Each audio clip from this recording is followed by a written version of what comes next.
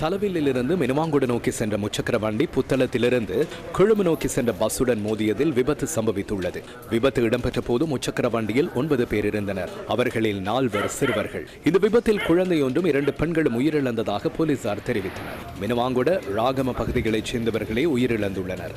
1 வயதான குழந்தையும் அவரது 32 வயதான தாயும் உயிரிழந்ததுடன் உயிரிழந்த மற்றைய பெண்ணுக்கு வயது 36 ஆகும். விபத்தில் காயமடைந்த 6 பேரும் சிலாபம் வைத்தியசாலையில் தற்போது சிகிச்சை பெற்று வருகின்றனர். தலவில்லுக்கு புனித யாத்திரைக்கு சென்று வீடு திரும்பிய போது இந்த விபத்து இடம்பெற்றுள்ளது. விபத்துடன் தொடர்புடைய சந்தேகத்தின் பேரில் பஸ்ஸின் சாரதி கைது செய்யப்பட்டுள்ளார். விபத்தின் போது பஸ்ஸின் சாரதி முச்சக்கர வண்டியின் சாரதியும் போதைப் பொருள் பயன்படுத்தியிருந்தமை முதற்கட்ட விசாரணைகளில் தெரிய வந்துள்ளதாக போலீசார் தெரிவித்தனர். இதனிடையே கொழும்பு கண்டி பிரதான வீதியின் அம்பேபுச பகுதியில் இடம்பெற்ற வாகன விபத்தில் 2 உயிரிழந்துள்ளனர்.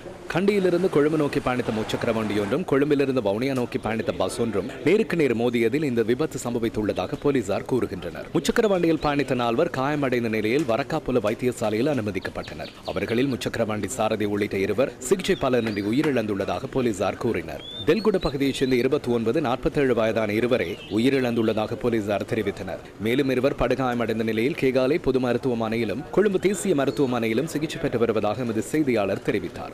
பஸ் சாரதி கைது செய்யப்பட்டுள்ளதாகவும் விபத்து தொடர்பான விசாரணைகள் தொடர்ந்து முன்னெடுக்கப்பட்டுள்ளதாகவும் வரக்காப்புல போலீசார் கூறினர்.